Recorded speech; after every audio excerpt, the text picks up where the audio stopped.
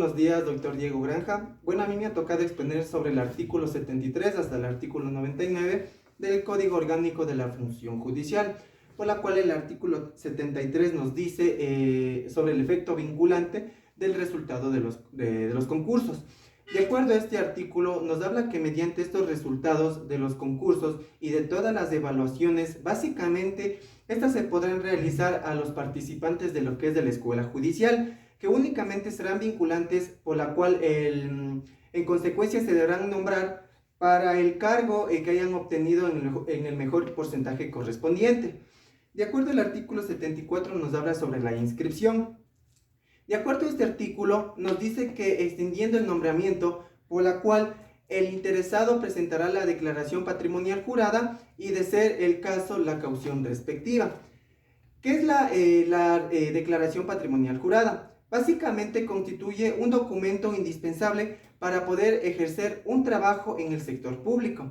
En este documento se aclara que no se posee bienes en paraísos fiscales, por el tal motivo que se debe declarar todos sus activos y pasivos que tienen en el momento de hacer esta declaración.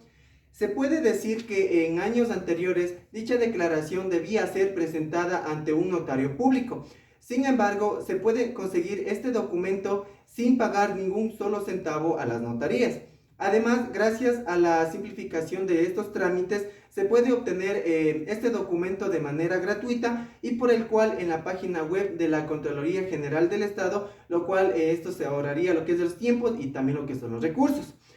De acuerdo a lo que es a la caución respectiva, la caución es una de las formas con las que se puede garantizar el cumplimiento de un contrato, por el cual es un mecanismo de prevenir una actuación contraria al contenido de un pacto. Gracias a la caución, la parte que pudiera resultar afectada por un posible incumplimiento del contrato se vería responsable de inmediato. Además, podemos mencionar que el fundamento de la caución se centra en las garantías del cumplimiento de un contrato, donde hay la disponibilidad inmediata de medios en caso de que no se actuara de acuerdo con lo pactado, por el cual la caución pretende asegurar el cumplimiento de un acuerdo por parte de uno de los contratantes. Además, si no se actúa en lo que es en la función de un pactado, las garantías de la caución entrarán en funcionamiento perjudicando lo que es al incumplidor. En la ciencia jurídica se distinguen las siguientes formas de entregar una caución: lo que es con dinero efectivo. Esto consiste en entregar un montaje de dinero del que podrá disponer en caso de incumplimiento de lo que es del contrato. De acuerdo a lo que es el mediante aval, esto nos dice que alude al nombramiento de una persona para que responda si se hubiera cumplido con la parte correspondiente de este acuerdo. También lo que es a través de un seguro de caución. De esta manera entra en juego una aseguradora encargada de indemnizar a la parte que quedará afectada por el incumplimiento de lo que es del contrato.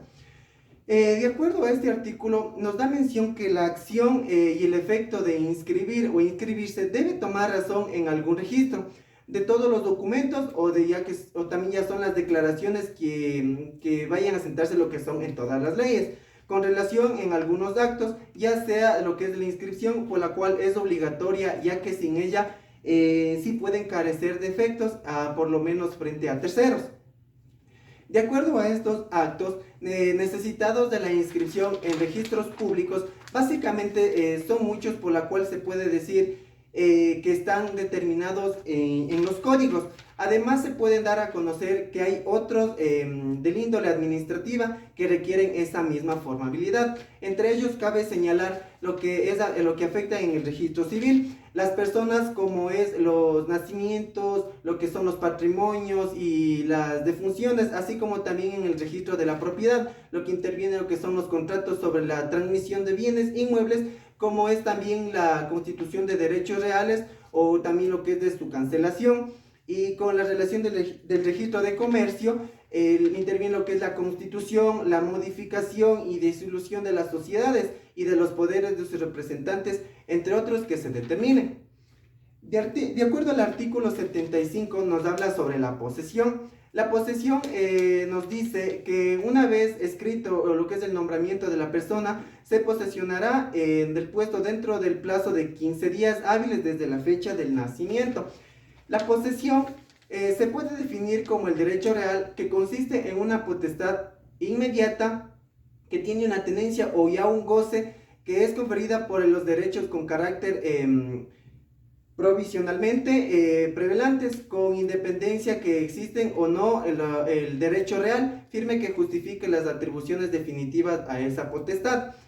Es un hecho jurídico que produce como consecuencia la emanación del derecho que una persona tiene sobre la cosa. La posesión origina la tutela efectiva, la cual concede a su poseedor de un gran número de presunciones a su favor y se fundamenta lo que es en la prohibición de la violencia y la consecución de la paz social.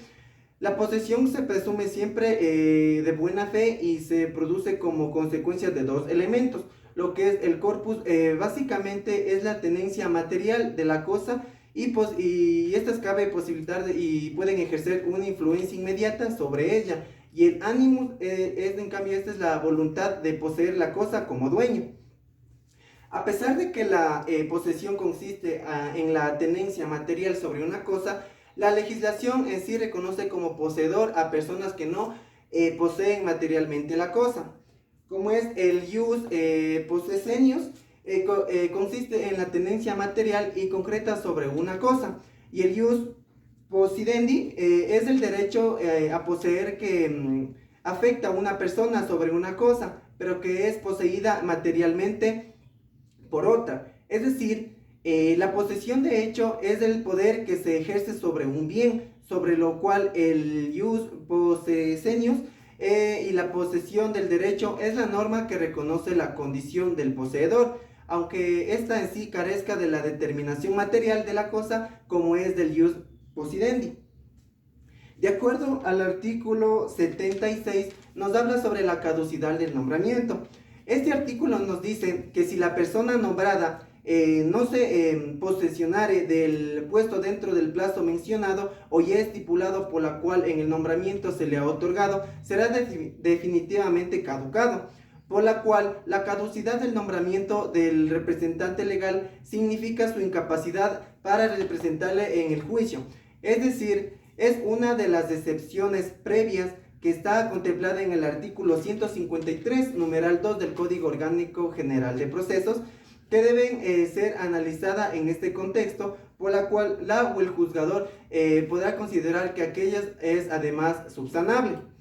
En primer lugar, por lo que se refiere a la caducidad, esta no es automática. Para aquellos casos en los que la misma provoca la vacante total del órgano de lo que es de la administración, por no existir otro administrador titular o suplente, a lo que son a los requisitos del vencimiento del plazo que señale al otro, como es la obligación de la convocatoria de la celebración de la Junta General o el transcurso del término para la celebración de una junta, para que así puedan resolver sobre la aprobación de las cuentas de los ejercicios. Además, es así para el deber de la diligencia exigible a cualquier persona que ocupe ese cargo en una sociedad, ya que el administrador es un auténtico órgano social que forma parte de la estructura propia de la sociedad y no puede sin más, siendo necesario el nombramiento de otro administrador en la sustitución que haga operativo el funcionamiento y la gestión de la sociedad, por la cual su representación frente a terceros y además deben asumir a la responsabilidad legal que en sí le corresponde. De acuerdo al artículo 77 nos habla sobre las inhabilidades. De acuerdo a este artículo nos dice que no se puede ser nombrado ni se puede desempeñar un puesto o un cargo en la función judicial, por la cual determinamos los siguientes. Nos dice que se halle en una interdicción judicial, incluido en el que se haya determinado sus bienes o en contra quien se haya iniciado el juicio de concursos de acreedores o de quiebra. Además, en el numeral 2 nos da mención que si a una persona se la ha condenado por una sentencia ejecutoriada a una pena privativa de libertad, nos dice que el caso de la sentencia condenatoria, ya sea por concusión, cohecho, extorsión, peculado, defraudado al Estado y demás entidades del sector público, básicamente la inhabilidad será únicamente definitiva. Este numeral nos da mención que si hubiere una persona llamado a juicio por un delito reprimido, que sea con prisión, se dice que por providencia ejecutoriada se dará mientras este caso no haya sido absuelto de las autoridades.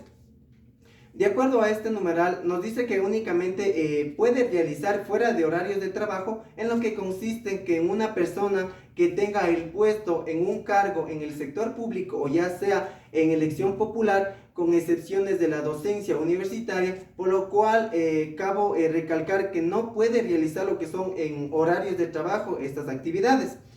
Asimismo, en los otros numerales nos menciona que quien hubiera sido sancionado disciplinariamente con la destitución, lo que es del cargo, quienes fueren ministros de cualquier culto, quien haya lo que es para el ingreso al servicio civil, lo que es al sector público, por último también quien haya dentro de sus incompatibilidades. De acuerdo al artículo 78, nos habla sobre incompatibilidad por relación familiar. Se llama incompatibilidad a la incapacidad que observare a alguien, ya sea para unir o para existir lo que es conjuntamente con otro. Este sentido del término comprende lo que se conoce como incompatibilidad de caracteres. De acuerdo a este artículo, podemos decir que en una misma unidad judicial en sí no puede trabajar marido y mujer. O por ejemplo cuando sea como por unión de hecho, también sea una relación familiar hasta el cuarto grado de consanguinidad o el segundo de afinidad. Entonces no se puede trabajar en una unidad donde estén trabajando los familiares. Es por eso que nace la incompatibilidad. Se entiende por incompatibilidad por la cual es la esfera de la función pública, de la imposibilidad de conciliar legalmente las actividades inherentes al cargo del funcionario con el desempeño por sí, o también ya sea mediante sustitución de un segundo puesto de trabajo. Cargo o también lo que son las actividades en el sector público, salvo en los supuestos que están previstos en esta norma. De acuerdo al artículo, nos da mención que no podrá ser nombrado ni podrá desempeñar los cargos de la función judicial, por la cual se deriva en dos aspectos. El primero es quien sea cónyuge, tenga una unión de hecho, o sea familiar hasta el cuarto grado de consanguinidad, o el segundo de afinidad, como las había mencionado, de lo que es de la autoridad nominada a un miembro de ella, sin esta fuera colegiada. El segundo, quien sea cónyuge, tenga una unión de hecho o mantenga parentescos hasta el cuarto grado de consanguinidad o el segundo de afinidad con otra servidora o servidor de la función judicial que preste lo que son sus servicios de la misma dependencia, como les había mencionado anteriormente. De acuerdo al artículo 80, nos habla sobre la estructura e integración. Nos dice este artículo que las escuelas de la función judicial están conformadas o divididas por un consejo directivo y un director, por la cual el consejo directivo está conformado por 5 miembros, por el cual el consejo de la judicatura, que se da mediante un concurso de oposición y méritos, donde que se encuentra estipulado en el artículo 82 del Código Orgánico de la Función Judicial, donde da mención a todas las funciones del consejo directivo, por las cuales se dividen en poder proponer y aprobar lo que son las mallas curriculares y sus contenidos en los proyectos emanados dentro del soporte pedagógico de la Escuela de la Función Judicial. También se dice que se debe en sí establecer el perfil académico de los servidores públicos del Consejo de la Judicatura. También se da por obligación como estos órganos que se debe hacer cumplir las resoluciones emitidas por el Consejo de la Judicatura. Además, cabe mencionar que es por eso que estos miembros del Consejo directivos deben cumplir con dos requisitos muy fundamentales, que estos provienen de la docencia universitaria, que los requisitos deben ser ecuatorianos y goce de los derechos y deben tener un título de abogado, ya que estos dos requisitos son muy fundamentales. ¿Qué es? Hablando sobre director o directora, hablando sobre este director, básicamente se encuentra estipulado en el artículo 84 del Código Orgánico de la Función Judicial, donde que el director de la Escuela de la Función Judicial será elegido por el Consejo de la Judicatura, que se da mediante una propuesta por el presidente y por la cual estas podrán las siguientes funciones para que se pueda desarrollar correctamente como es.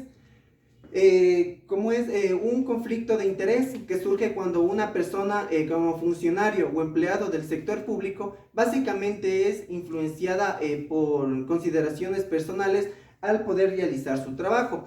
Por tanto, las decisiones son tomadas con base en razones equivocadas.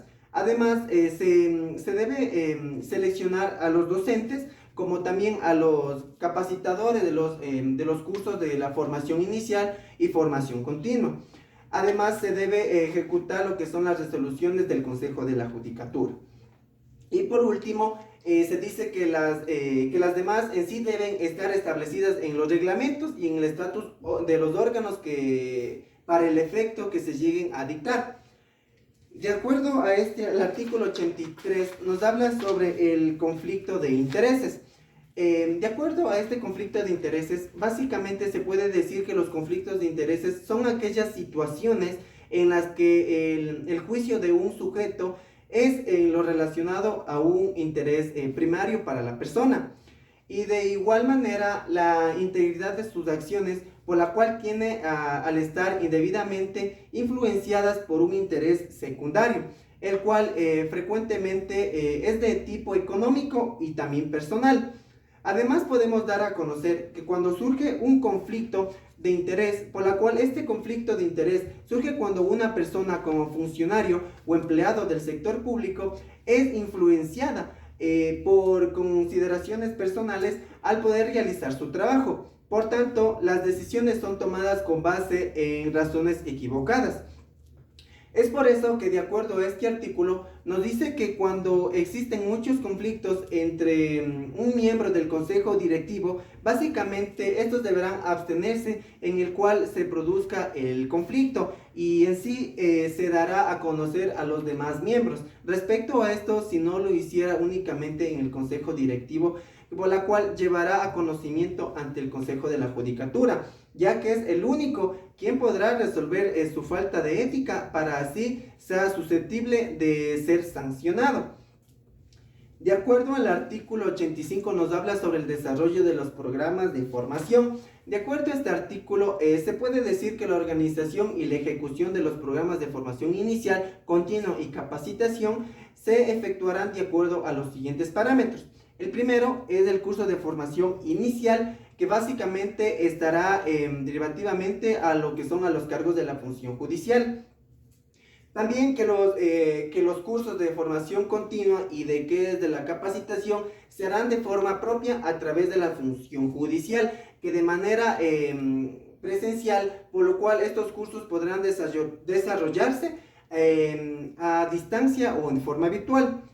¿Qué es la formación inicial? Este programa de formación inicial para los jueces de familia, mujer, niñez y adolescencia y contravenciones básicamente se realiza en aplicación de convenio marco de lo que es la colaboración interinstitucional entre el Consejo de la Judicatura de Transición y el Instituto de los Altos de Estudios Nacionales. El convenio tiene por objetivo desarrollar de manera conjunta todos los programas académicos encaminados a la formación inicial, a la formación continua y también a lo que es a la formación de la capacitación permanente de los jueces, fiscales, defensores públicos, notarios, funciones administrativos y judiciales de la judicatura, fiscalía y lo que es también la defensoría pública. De acuerdo a lo que es a la formación continua, los programas de la formación continua nos dice que son programas diseñados para profesionales en actos que necesiten una actuación o bien por la cual busquen sumar a su perfil profesional teniendo conocimientos jurídicos específicos. son programas de inmersión que en un breve periodo de tiempo te permitirán profundizar y denominar las materias jurídicas que tienen más demandas. Al finalizar, podrán ofrecer una asesoría experta y de alto nivel de estas áreas. De acuerdo al artículo 86, nos habla sobre la formación y la capacitación. De acuerdo a este artículo, nos dice que los servidores de la función judicial únicamente deben participar en lo que son los programas de formación y de capacitación continua, por la cual estos son los que únicamente aprueban los cursos que serán valorados con un puntaje para los concursos de oposición y lo que son de méritos. ¿Qué es la formación? En sí, la formación es muy común encontrar empresas donde se hable más de formación que de capacitación. Si revisamos el concepto, encontramos que formación es un proceso educativo de largo plazo que realizan los seres humanos desde la infancia y donde principalmente se buscan mejorar la esencia del ser humano, enseñando valores y principios. Esto nos quiere decir que el proceso que hacemos desde la escuela hasta nuestros estudios profesionales. Hablando sobre qué es la capacitación. La capacitación es una actividad planificada y también permanente, cuyo propósito es preparar, desarrollar e integrar los recursos humanos al proceso productivo. Y como preparamos lo que es el recurso humano, que es tan importante en nuestra organización, básicamente por la cual lo hacemos mediante la entrega de conocimientos y lo que es el desarrollo de habilidades. Esto nos permite mejorar el desempeño de todos los trabajadores en sus actuales cargos y poder adaptarlos a las exigencias cambiantes de entorno y a la organización. De acuerdo al artículo 87, nos habla sobre la evaluación del desempeño y de la productividad.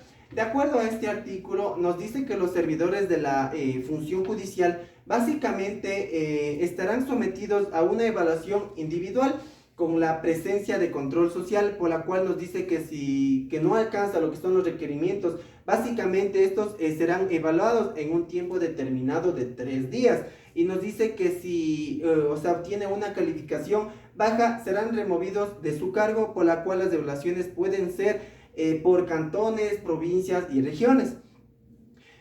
Además, podemos decir que la evaluación del desempeño es una de las principales herramientas de los recursos humanos que se utilizan para medir la productividad, pero su utilidad va más allá, siendo útil también tanto para la identificación de los puntos fuertes como para la determinación de las posibles áreas de mejoras.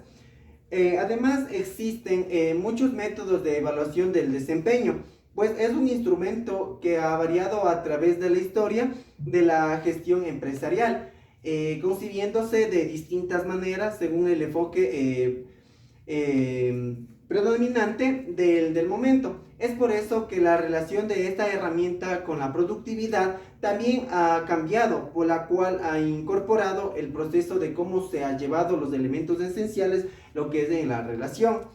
De acuerdo al artículo 88, nos habla sobre la prioricidad de la evaluación. De acuerdo a este artículo, nos da mención que la evaluación periódica, básicamente esta se dará sin perjuicio de hacerla por muestra, o ya sea en casos de que existan problemas por denuncias con algunos servidores de la función judicial. Además, podemos decir que es un aspecto sobre el cual hay distintas posiciones, por la cual algunos autores indican que las evaluaciones muy frecuentes pierden actividades porque se convierten en un proceso rutinario y superficial.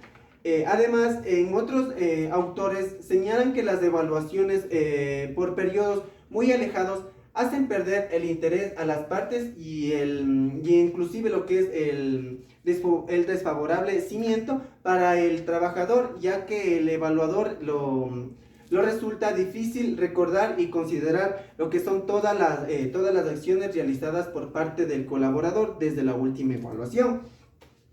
por lo cual el periodo de las devaluaciones puede coincidir con el de los ajustes de todos los salarios, aunque no es obligatorio, por la cual le corresponden a la empresa a poder determinar si en su caso estas medidas es convenientes o no. De acuerdo al artículo 89, nos habla sobre las finalidades, sobre las normas y métodos aplicables a las devaluaciones. ¿Qué son las finalidades? Las finalidades primarias del derecho es hacer posible la convivencia social pacífica, asegurar la paz y el orden dentro de una sociedad, lo que se llama la seguridad. Y la tercera y lo más importante finalidad del derecho es introducir y mantener la justicia de las relaciones humanas. Hablando sobre las normas jurídicas es una regla y también lo que es una ordenación de comportamiento humano, dictado por la autoridad competente del caso con un criterio de valor y cuyo incumplimiento, que esto lleva a una sanción, generalmente impone deberes y confiere lo que son los derechos. Hablando sobre la metodología implicable a las evaluaciones, la metodología implicable de las evaluaciones indica que es un proceso continuo y personalizado dentro del sistema de enseñanzas y aprendizajes, cuyo objetivo es conocer la evaluación de cada estudiante, si es necesario adoptar medidas de refuerzo o de compensación para así poder garantizar que se alcancen los objetivos educativos definitivos para su nivel. Es por lo tanto que una herramienta de gran utilidad es para poder tomar decisiones pedagógicas para dar un mejor en el desempeño de lo que son de los estudiantes.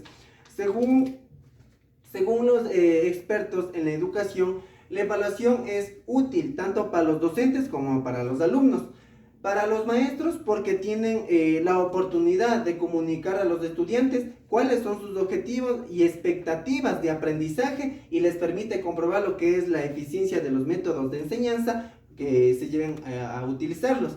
En caso de los alumnos, se dice que la evaluación puede servir como lo que es la motivación positiva para poder lograr un reconocimiento a su esfuerzo a través de las calificaciones, y les obliga a revisar materias de estudio.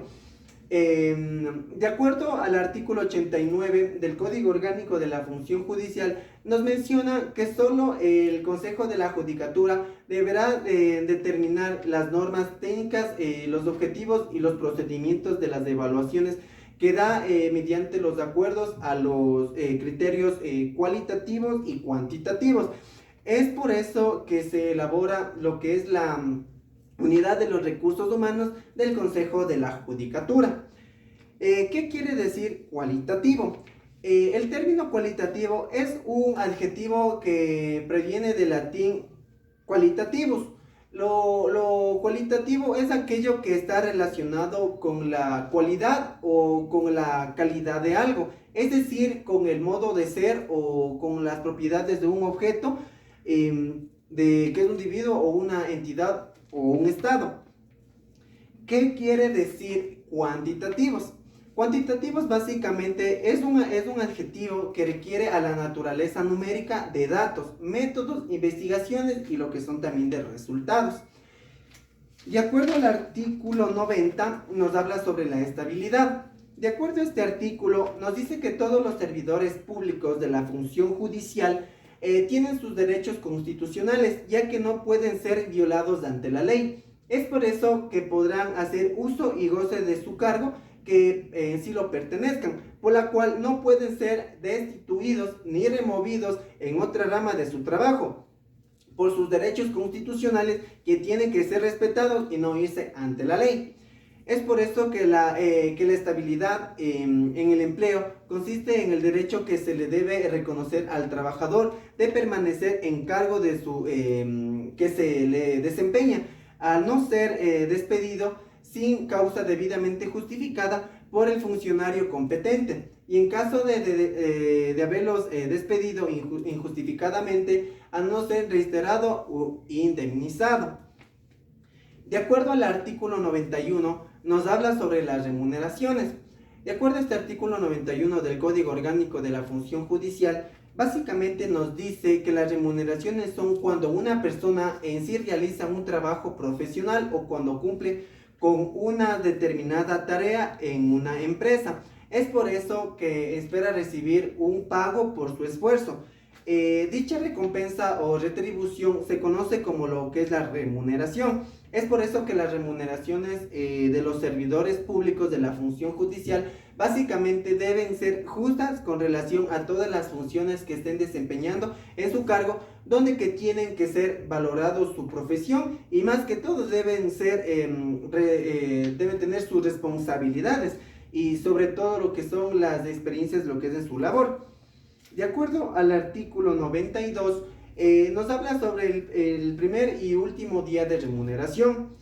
Se puede decir que tal como lo determina en el artículo 328 de la Constitución de la República del Ecuador, básicamente nos dice que la remuneración será justa con un salario digno que cubra al menos lo que son las necesidades básicas de la persona trabajadora, así como son las de su familia, por la cual serán inembargables, salvo para el pago de lo que son de las pensiones alimenticias. Asimismo, el Estado fijará y revisará anualmente el salario básico establecido en la ley, de la aplicación general y la obligatoria. Es por eso que el pago de las remuneraciones se dará en los plazos que serán convenidos y en sí no podrán ser disminuidos ni descontrolados, salvo con la autorización expresa de las funciones públicas de la función judicial y lo que está de acuerdo mediante la ley.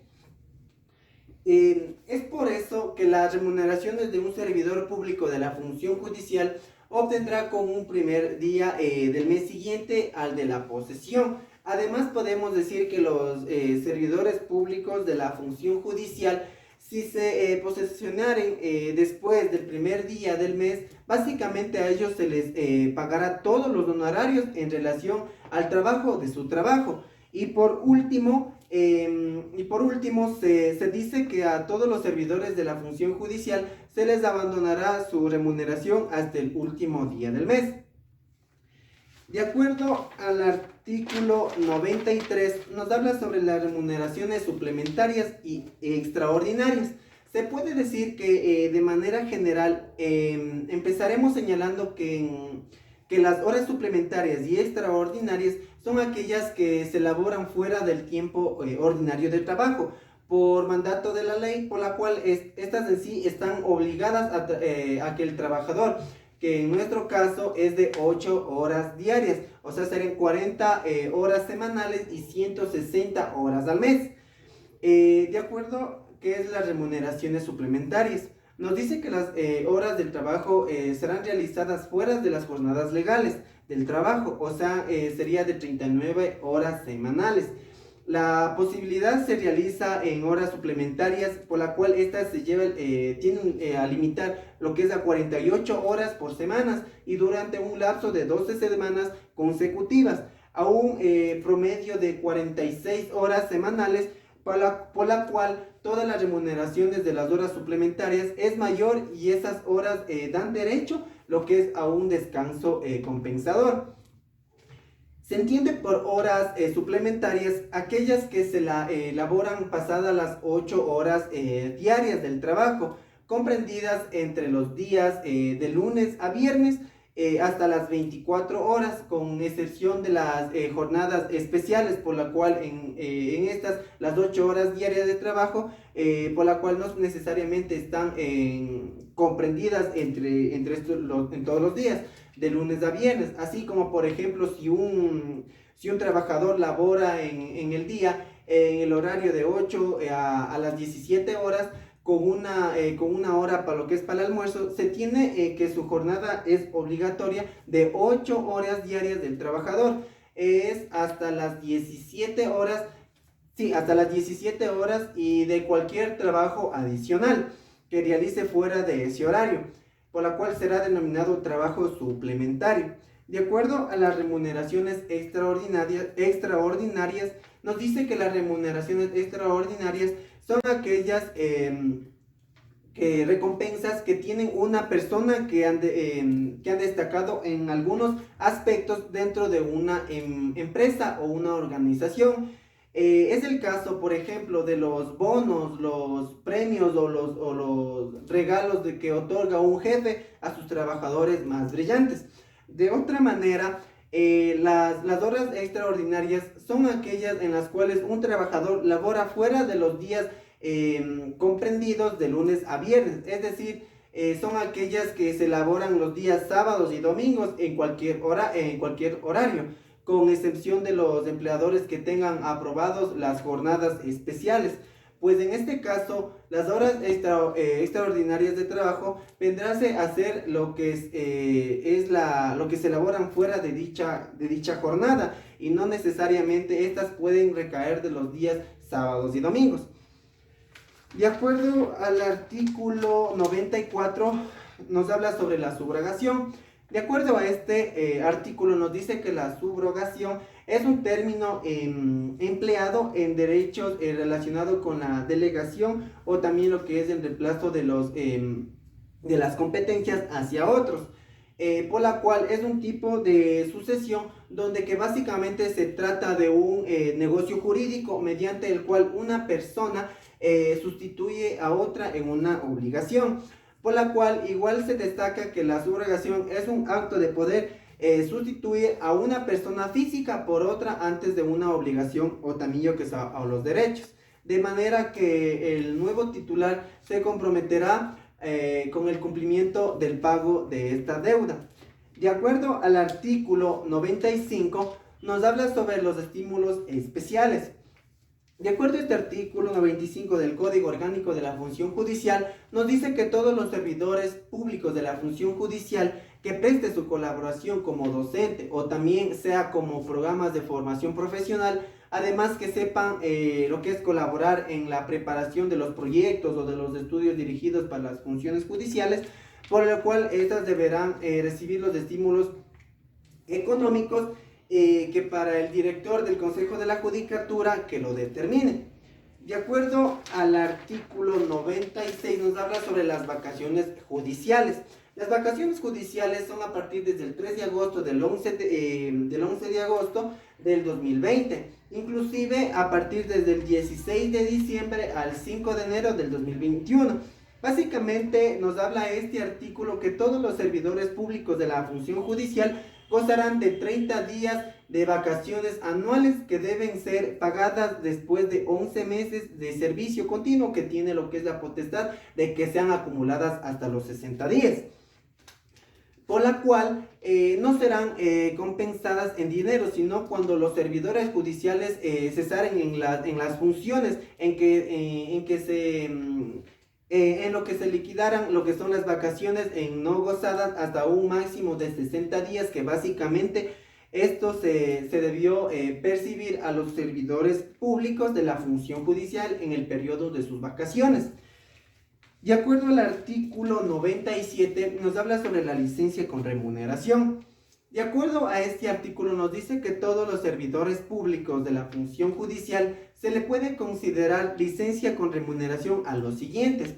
Primero, cuando sea por enfermedad, se le da hasta por 60 días en cada año calendario. También por calamidad doméstica hasta por 8 días.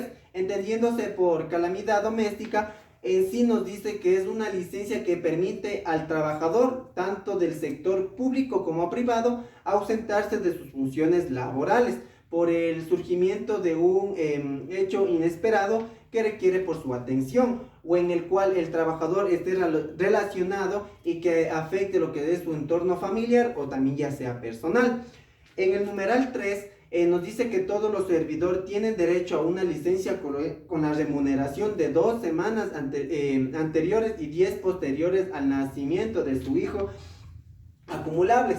Ahora, en caso de nacimientos múltiples, nos dice que el plazo se extiende por 10 días adicionales, por la cual la ausencia del trabajador se justificará mediante la presentación de un certificado médico. Además del certificado médico en el que debe constatar la fecha probable del parto y si el mismo ha sido múltiple o no. En el numeral 4 nos dice que el servidor tiene derecho a la licencia por la potestad por 10 días, contados desde el nacimiento de su hijo, cuando el parto es normal, y si en los casos de nacimiento múltiples o por cesárea se adiciona por 5 días. Esto es por el motivo del cuidado que necesita su familia. En el numeral 5 básicamente nos dice que en los casos de que el hijo haya nacido prematuro o ya sea en condiciones de cuidado especial, se prolongará la licencia por paternidad por 8 días más, y cuando el hijo haya nacido con una enfermedad o con un grado de discapacidad severa, el padre podrá tener licencia por 25 días, hecho que se justificará con la presentación de un certificado médico donde deberá constar el tipo de problema que tenga su hijo. De acuerdo al numeral 6, nos dice que en caso que muera la madre durante el parto, el padre podrá hacer uso de la totalidad. Esto nos quiere decir que debe estar en cuidados de su hijo. De acuerdo al numeral 7, nos da mención que los padres adoptivos tendrán derecho a una remuneración por 15 días, los mismos que correrán a partir de la fecha en que el hijo fuera legalmente entregado. De acuerdo al numeral 8, este numeral 8 nos dice que los servidores públicos tendrán derecho a 25 días de licencia con remuneración para atender en lo que son los casos de hijos hospitalizados o con patologías degenerativas, por la cual podrán ser tomadas en forma conjunta o ya sean también alternadas. Es por eso que la ausencia al trabajo se justificará mediante la presentación de un certificado médico y de hospitalización que debe tener como respaldo. De acuerdo al numeral 9, nos dice que la madre tendrá derecho a 2 horas diarias de lactancia de su hijo que hubiere dado a luz hasta que se cumpla 1 año de edad, por la cual es obligatorio. De acuerdo al numeral 10, nos dice que para rendir grados en la culminación de sus estudios tienen una promulgación de hasta por 8 días. De acuerdo al numeral 11,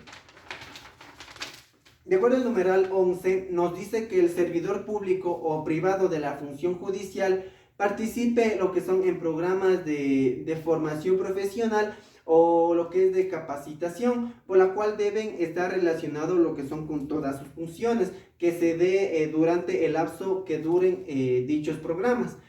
Y de acuerdo al numeral 12 nos dice que para realizar estudios en el exterior sobre cualquier tipo de materias por una sola vez, que es hasta por 2 años, en este caso básicamente el servidor deberá rendir una caución suficiente que garantice que perteneciera a su retorno a lo que es el país.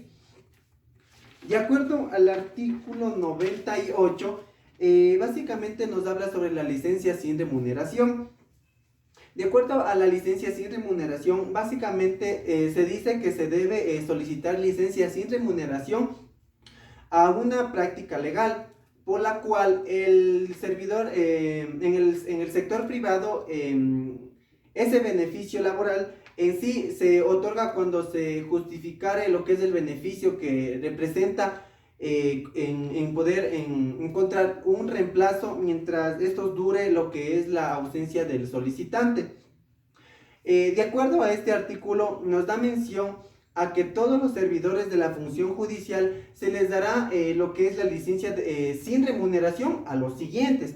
De acuerdo al literal 1 nos dice que por enfermedad que pase del límite de la licencia con remuneración tendrá básicamente hasta por 180 días en el año calendario. De acuerdo al numeral 2 nos dice que para realizar estudios en el exterior sobre materias por una sola vez tendrán un determinado plazo hasta por 2 años. De acuerdo al numeral 3 nos dice que por asuntos particulares será un plazo hasta de por 8 días en el año calendario. De acuerdo al numeral 4, generalmente se puede decir que las licencias contempladas en los numerales 2 y 3 se concederán o se podrán establecer únicamente en el caso de que no se afecten lo que son las necesidades del servicio que se haya estado llevando a cabo. De acuerdo al numeral 5, nos da mención que para ser candidatos de elección popular, desde la fecha de inscripción de su candidatura hasta el día de las elecciones, de ser elegido, básicamente los servidores judiciales deberán reunir, por la cual los jueces en ningún caso podrán solicitar licencia para ser sancionados. Es por eso que para poder postularse deben reunir con 6 meses de anticipación para la elección. Ya, de acuerdo al artículo 99, nos habla sobre las comisiones de servicio. Nos dice que la comisión de servicios permite que en un puesto de trabajo que haya sí quedado vacante puede cubrirse por un funcionario que reúna los requisitos establecidos para su desempeño en la relación del puesto de trabajo. No obstante, a las comisiones podrán ser renovadas por iguales periodos, pero más allá de un año. En casos calificados por decreto supremo fundado, el presidente de la República del Ecuador básicamente podrá extender el periodo de las comisiones de servicio hasta un plazo máximo de que es de 2 años. Además, ¿quién puede pedir comisión de servicios por la cual los funcionarios facultados para así poder solicitar el trámite de la comisión de servicios, por la cual son el superintendente de las sociedades, lo que son los delegados, lo que son los secretarios generales, los directores, los subdirectores, los intendentes regionales, los coordinadores de grupo y jefes de oficina, por la cual son quienes deben presentar la solicitud a Secretaría General. Muchas gracias, hasta aquí mi exposición.